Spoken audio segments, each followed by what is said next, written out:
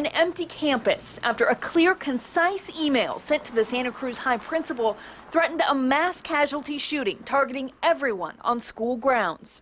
We're fortunate that Principal Edmond was on her email at 8:30 last night when it was received, and she immediately made contact. We were able to connect with the police. It was very concise. It was very focused. Since the email landed in the principal's inbox at 8:23 Tuesday night, investigators have been working to figure out who sent the very specific threat. It listed time, location, and the weapons to be used. And as specific as it was, it did not call out any specific students or staff. There wasn't a list. This wasn't like a manifesto list of people that they wanted to target. It was so general in nature that it's concerning. If you have a list of individuals, from a police and a security standpoint, that's easy for me to gather those individuals and keep them safe and secure and notify them. The biggest hurdle for detectives is the sophisticated encryption on this email, disguising its origin. The FBI has also stepped in to help investigators figure out where this email originated from.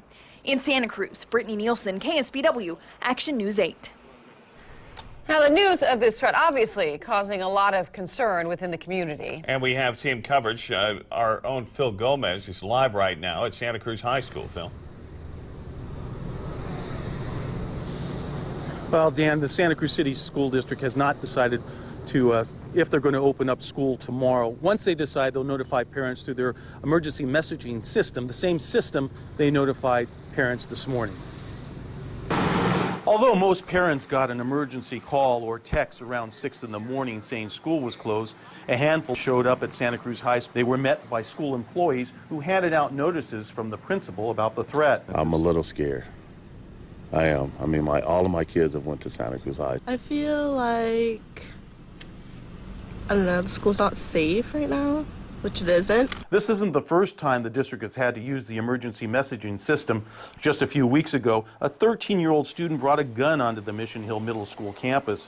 Sherry LaRoche has a son who goes there and an older son who attends Santa Cruz High School. But I know my son, Emil, this morning said he felt pretty sketchy about the whole thing and was scared to even come back to school. District officials don't know yet if the school will reopen Thursday. At a news conference this afternoon at the school district headquarters in Soquel, police said it's an ongoing investigation. This is going to be an hour-by-hour decision for us. To try to make some decision about what tomorrow morning might look like is incredibly premature. But even if the district gives the all clear, some parents aren't certain if they'll send their children back to school Thursday. I got to let this unravel before I would feel like wanting to let my child come back to school. Honestly, knowing me, I don't think I will, but I'm sure I'll have to discuss that with my husband. He'll say I'm being overreactive, but it makes me really nervous. There is a meeting scheduled here at the Kaiser Permanente Arena at 7 o'clock. Police and district officials will be on hand to answer questions and to update parents on what's going on. Dan and Aaron. All right. All right, Phil, thank you. Well, Action News reporter Lauren Sieber is also in Santa Cruz tonight with a look at the plans that all schools are required to have in the event of an emergency like the one we saw today. Lauren?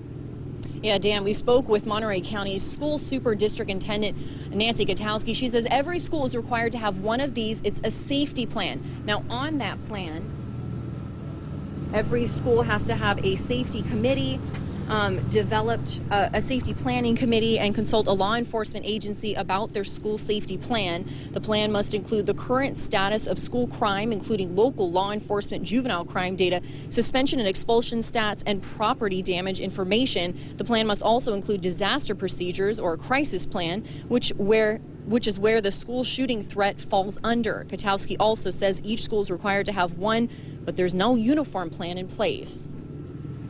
There are statewide guidelines for what components must be in the comprehensive school safety plan, but how that's addressed and what exact procedures are to be followed, that's determined at the local level. Now, the county also holds two of these. This is a comprehensive safe schools plan and an emergency response training. They recommend it for all their staff so that they can be prepared for something like this. Dan? All right, thank you, Lauren. We will have more on this tonight as the school district meets with parents at Kaiser Permanente Arena. It is open to all parents and students. That meeting will begin at 7 o'clock.